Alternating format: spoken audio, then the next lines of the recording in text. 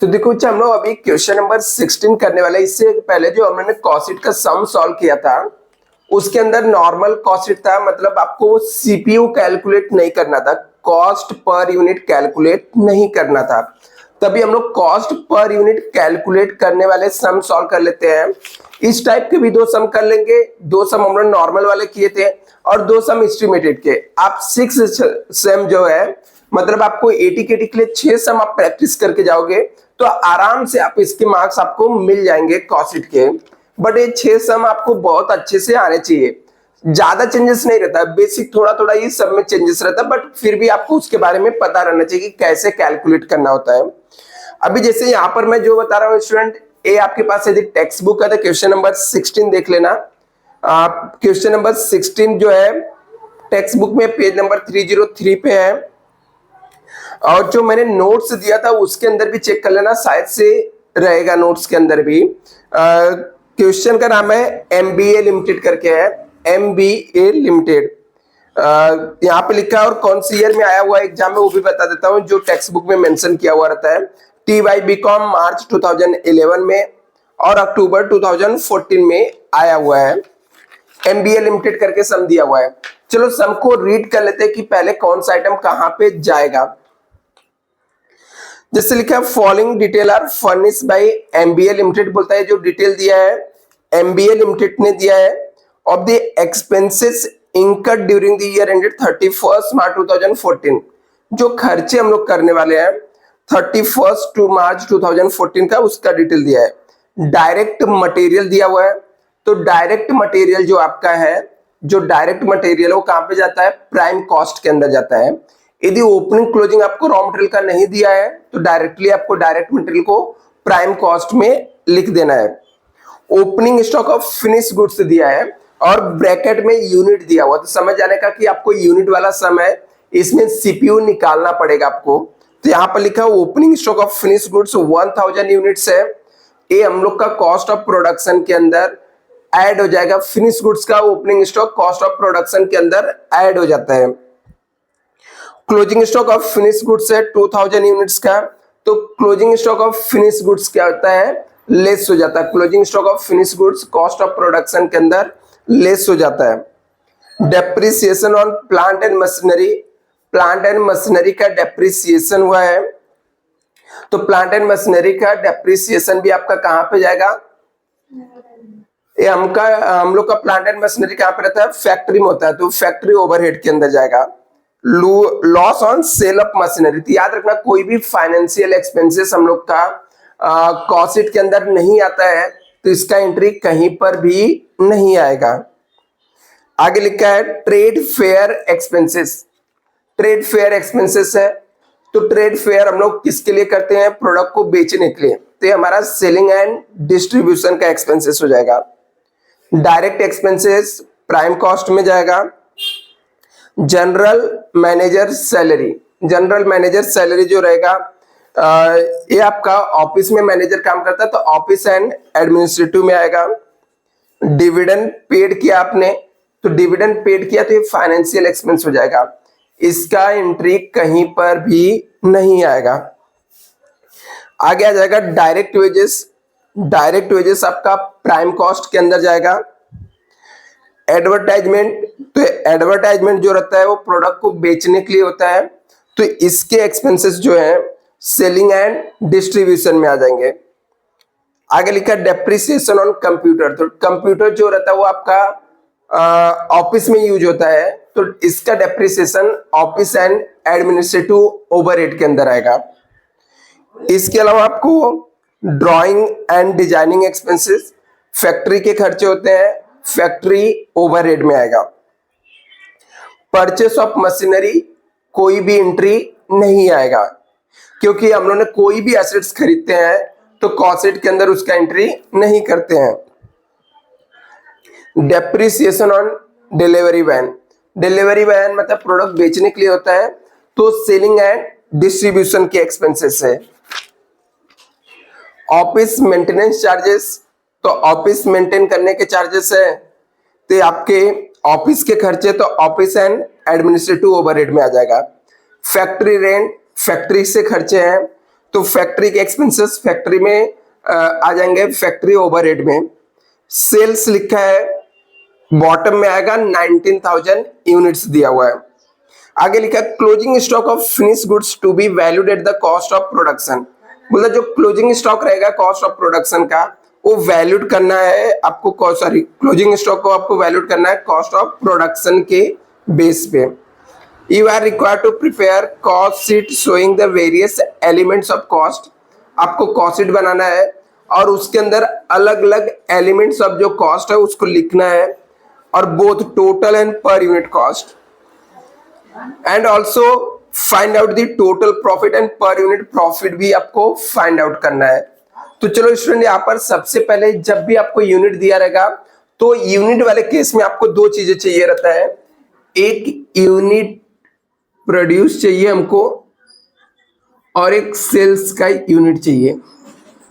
यदि हमारे पास दोनों है तो ठीक है, दोनों नहीं दिया हुआ है तो आपको सबसे पहले फाइंड आउट कर लेना। तो इसके लिए एक फॉर्मूला होता है, unit produce equal to sales का unit, sales unit plus opening unit. एक मिनट, इसका हो जाएगा सेल्स का यूनिट रहता है plus closing unit minus opening unit. मतलब जो जितना सेल्स का यूनिट रहता है उसमें ऐड करने का क्लोजिंग स्टॉक के यूनिट्स और माइनस करने का ओपनिंग यूनिट, तो यूनिट प्रोड्यूस मिल जाएगा। या सेल्स का यूनिट, मतलब कोई भी यूनिट इसमें मिसिंग रहेगा, सेल्स या यूनिट प्रोड्यूस, तो एक ही सेम फॉर्मूला, यही फॉर्मूला लगाने का आपको मिल जाएगा। जैसे ये सम के अंदर हमको सेल्स का यूनिट प्रोड्यूस नहीं दिया, सेल्स का यूनिट दिया कि हम लोगों ने 19,000 यूनिट बेचा है। क्लोजिंग का यूनिट हमको देखो सम के अंदर ही लिख के दिया हुआ है, ऊपर से opening stock of finish goods 1000 units है, क्लोजिंग स्टॉक ऑफ गुड्स 2000 है। तो 19,000 प्लस 2000 माइनस 1000, तो यूनिट प्रोड्यूस आ जाएगा हमारा 20,000 यूनिट्स हम लोग ने प्रोड्यूस किया है। इसको क्यों निकालने का, क्योंकि इससे हम लोग सीपीयू निकालेंगे, कॉस्ट पर यूनिट। जो खर्चे रहेंगे वो हम लोग 20,000 यूनिट का क्या करेंगे, फाइंड आउट करेंगे। तो अभी मैं यहां पर फॉर्मेट ड्रॉ कर देता हूं कॉस्ट शीट का, उसके बाद सम हम लोग स्टार्ट करते हैं।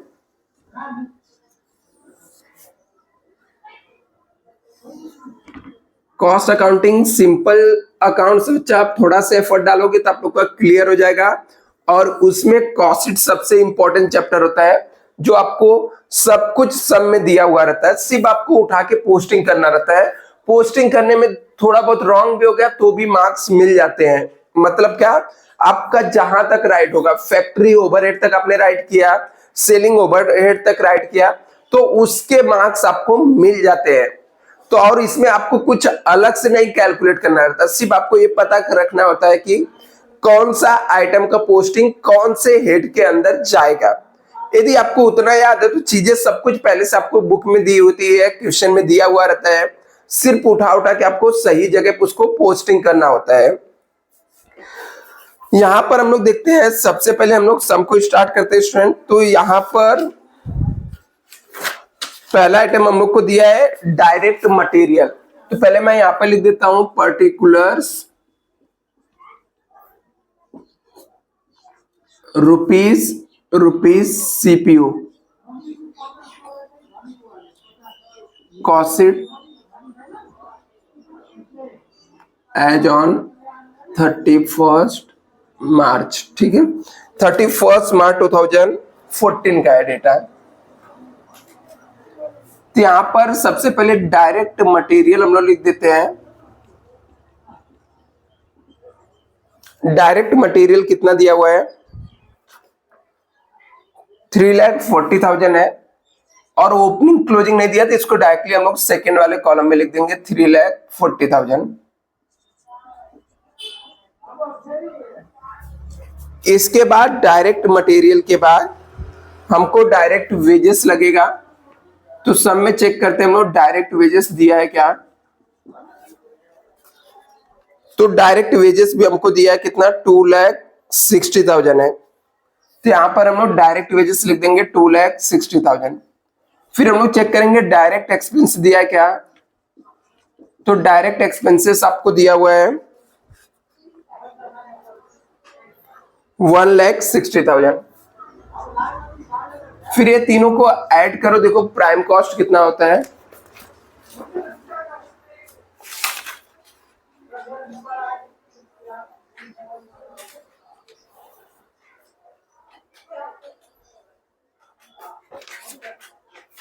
कितना है 7,60,000।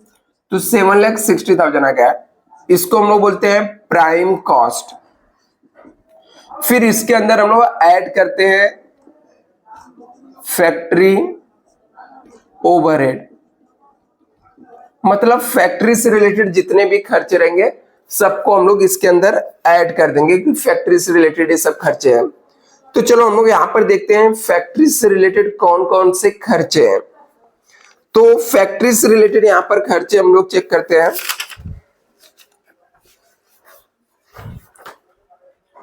Depreciation on plant and machinery, वो इसके अंदर आ जाएगा। Depreciation on plant and machinery,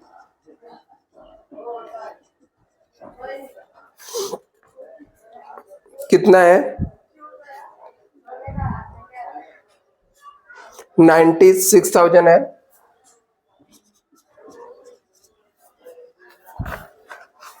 इसके बाद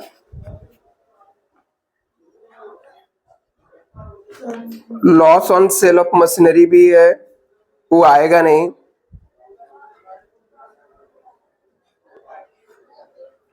ड्राइंग एंड डिजाइनिंग एक्सपेंसेस दिया हुआ है,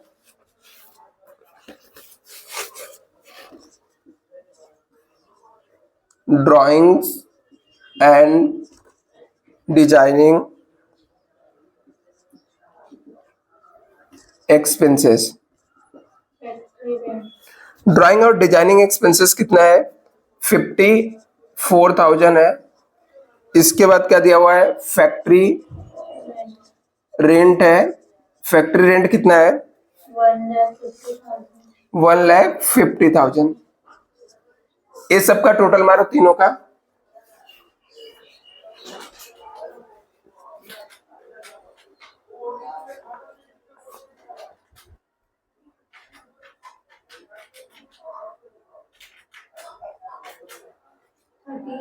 lakhs. 30,000. 3 lakhs आएगा।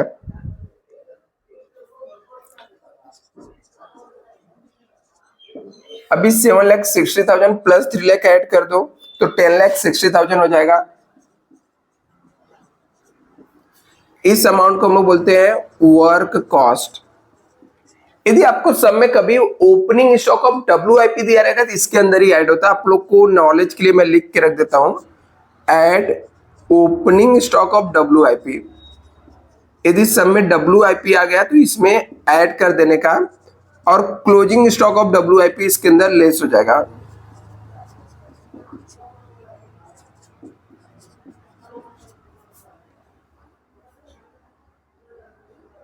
तभी दिया कुछ नहीं है तो सेम टू सेम मैं लिख देता हूं।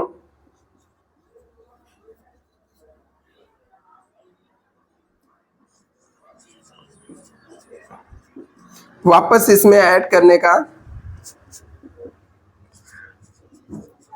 Office and administrative,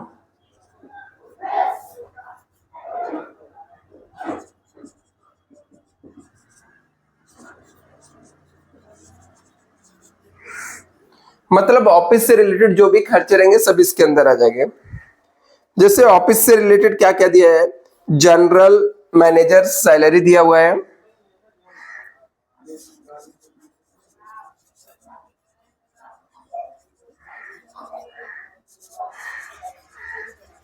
general manager salary कितना है 3,80,000 है।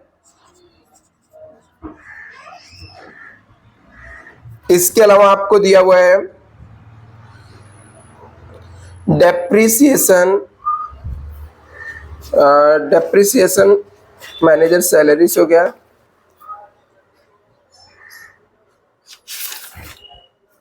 और भी कोई कोई आइटम है इसमें, जनरल मैनेजर सैलरी हो गया, डेप्रिसिएशन ऑन कंप्यूटर है,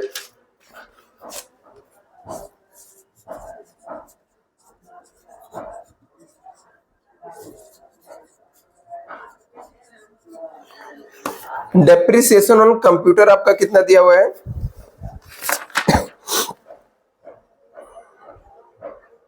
1,72,000।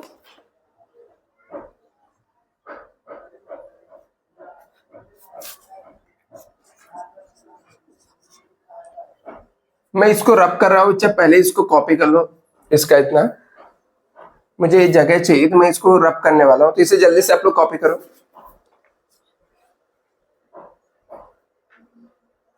1,85,200 किसका? 250 है। किसका? उसका ही, कंप्यूटर का। डेप्रिसिएशन ऑन कंप्यूटर नहीं, 1,72,000 ही है। इसको कॉपी करो, इसको मुझे रब करना है। हाँ। इतने पार्ट्स को आप लोग कॉपी कर लो, इसे मैं रब करके यहाँ पे लिखने वाला हूँ।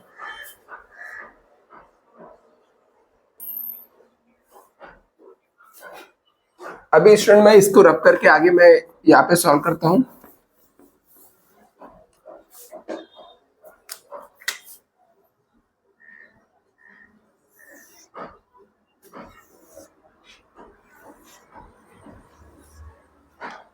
अभी इसके बाद कंप्यूटर ऑन डेप्रिसिएशन, और क्या कौन सा आइटम है जो ऑफिस का है? तो ऑफिस मेंटेनेंस चार्जेस 1,88,000 दिया हुआ है, वो भी यहां पे लिख देते हैं। ऑफिस मेंटेनेंस चार्जेस कितना है? 1,88,000। अब ये तीनों आइटम का टोटल मान लो, फर्स्ट सेकंड थर्ड, तीनों ऑफिस के खर्चे को टोटल मारो, कितना आएगा?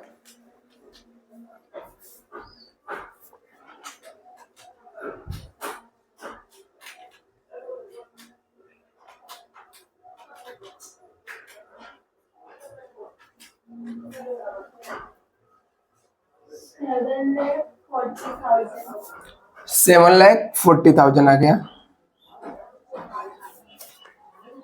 अभी क्या करना है, यहाँ पर 7,40,000 हो गया। ये जो वर्क कॉस्ट आया था, इसके अंदर ये ऑफिस के खर्चे को ऐड कर दो, इसको हम लोग बोलते हैं कॉस्ट ऑफ प्रोडक्शन। मतलब ये 10,60,000 प्लस 7,40,000,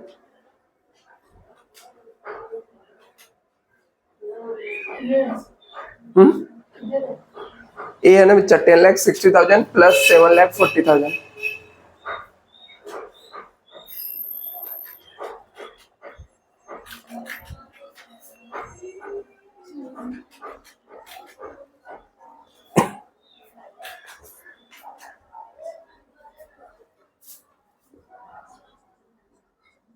कितना आ गया? 18 लाख। इसमें हम लोग ऐड करेंगे opening stock of finish goods.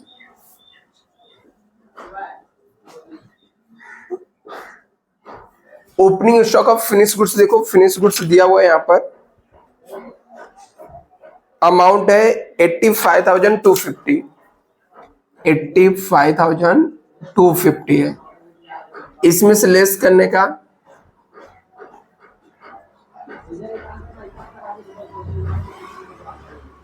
Closing stock of finish goods. Closing stock of finish goods जो है वो आपको, इसका देखो अमाउंट नहीं दिया हुआ है, तो ऐसे में आपको क्लोजिंग स्टॉक का रेट निकालना पड़ेगा। तो क्लोजिंग स्टॉक का रेट निकालने के लिए एक फॉर्मूला यूज करते हैं हम लोग, cost of production divide by unit produce, इसीलिए हम लोगों ने यूनिट प्रोड्यूस निकाला था। तो कॉस्ट ऑफ प्रोडक्शन देखो यहां से आएगा, हमारा कॉस्ट ऑफ प्रोडक्शन आ गया है 18 लाख, तो 18 लाख डिवाइड बाय करने का ये 18 लाख को हम लोग डिवाइड कर देंगे, किससे डिवाइड कर देंगे? टोटल 20,000 यूनिट हम लोगों ने प्रोड्यूस किया था, निकाला था, तो 90 आ जाएगा रेट हमारा। अभी हमारे पास क्लोजिंग स्टॉक में सम में दिया कि 2000 यूनिट हमारे पास क्लोजिंग स्टॉक बचा हुआ है और एक का प्राइस 90 है, तो हम लोग 90 से मल्टीप्लाई कर देंगे। नहीं आ रहा है, 1,80,000 आया। अभी 18 लाख में 85,250 ऐड करने का, 1,80,000 माइनस कर देने का, तो जो अमाउंट आएगा उसे हम लोग बोलते हैं कॉस्ट ऑफ गुड्स सोल्ड।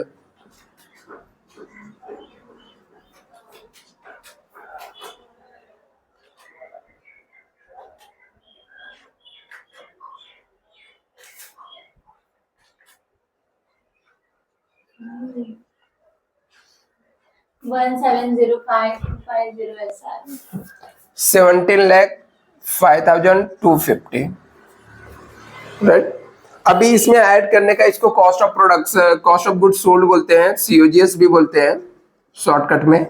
इसमें ऐड करने का सेलिंग एंड डिस्ट्रीब्यूशन के expenses, add selling and distribution overhead, मतलब प्रोडक्ट बेचने से रिलेटेड जो भी खर्चे रहेंगे इसमें ऐड कर देने का। अभी प्रोडक्ट बेचने से रिलेटेड कौन कौन से खर्चे हैं यहाँ पे देखते हैं।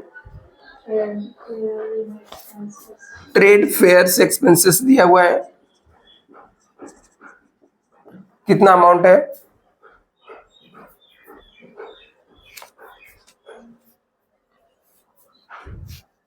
$85,500 है। इसके अलावा प्रोडक्ट बेचने से रिलेटेड कौन से खर्चे दिए? एडवर्टाइजमेंट है,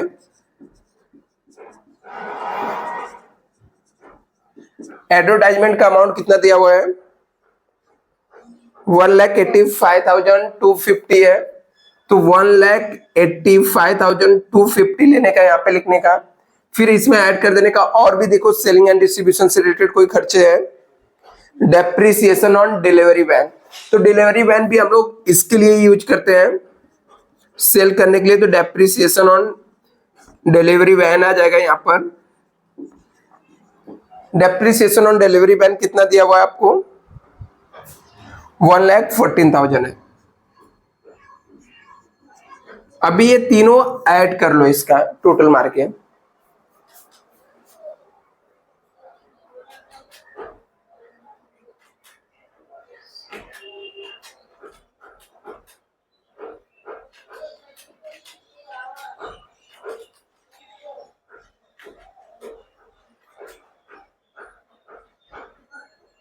$38 lakh 47 और 50 आएगा। 3,84,750 है। ये अमाउंट को इसके साथ ऐड कर दो तो टोटल कॉस्ट आ जाएगा, कौन सा अमाउंट को? Cost of goods sold plus total cost.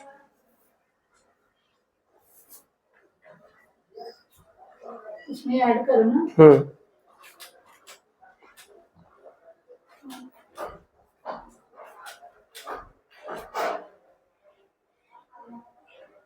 कितना है?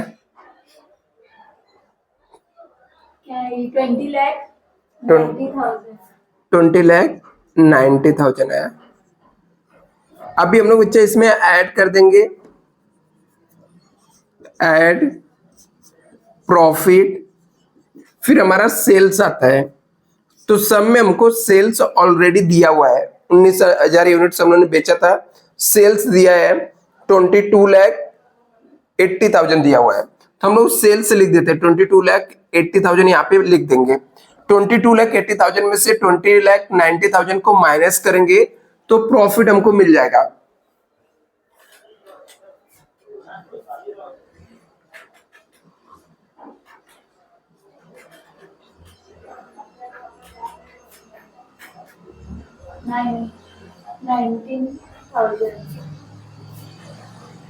$1,90,000 आएगा।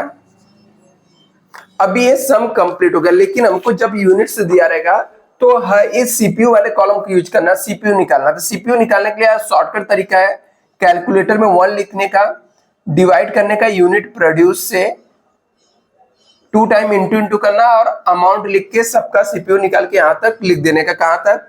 जहां तक कॉस्ट ऑफ प्रोडक्शन है।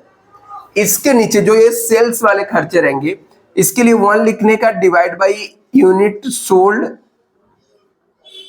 इंटू करना है, अमाउंट लिख के इक्वल टू दबा के लिख देने का। चलो मैं खुद निकाल के लिख देता हूं फटाफट।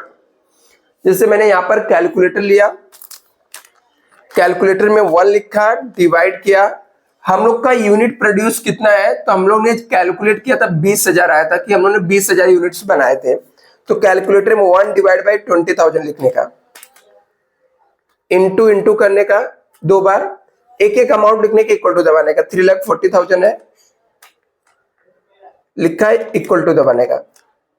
तो यहां पर 17 आ जाएगा। 2,60,000, फिर डायरेक्टली कुछ प्लस माइनस नहीं दबाना है, डायरेक्टली अमाउंट लिखने का। 2,60,000 इक्वल टू दबाने का, 13 आ जाएगा। फिर 1,60,000 लिखने का, इक्वल टू दबाने का, 8 आ गया। फिर ऐसे 7,60,000 लिखने का, इक्वल टू दबाने का, 38 आ जाएगा। 3 लाख लिखने का, इक्वल टू दबाने का, 15 आ जाएगा। 10,60,000 लिखने का, इक्वल टू दबाने का, 53 आ जाएगा। अभी यहां पर ओपनिंग क्लोजिंग तो दिया नहीं, तो इसका रेट भी कुछ नहीं आएगा, यहां पर भी 53 आ जाएगा। फिर ये 7,40,000 लिखने का, इक्वल टू दबाने का, तो यहां पर 37 आ जाएगा। 18 लाख का हमने निकाला था, तो यहाँ पे 19 आ गया। ये ओपनिंग क्लोजिंग का नहीं निकालने का। अभी इसके बाद से ना नया रूल लगाने का, जितना यूनिट हमने बेचा था, जैसे हमने 19,000 यूनिट बेचा था, तो नीचे वाले को 19,000 से डिवाइड करके निकालने का। जैसे 1 डिवाइड बाई 19,000 करने का, इंटू और अमाउंट लिखने का और इक्वल टू दबाते जाने का, फोन आ रहा है किसी का। जाने का। तो यहां पर भी 89 पॉइंट समथिंग, मतलब 90 आ जाएगा। फिर नीचे 3,84,000,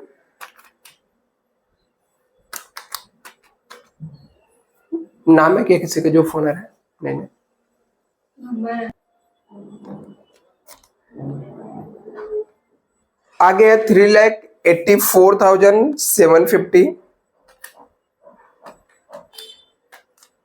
इक्वल टू दबाने का, 1 डिवाइड बाई 19,000 हमने करके इंटू करने के बाद 3,84,750 करके इक्वल टू दबा देंगे, तो 20 आ जाएगा। यहाँ पर 20.25 कुछ समथिंग ऐसे आ रहा है। इसके बाद नीचे 20,90,000 लिखेंगे,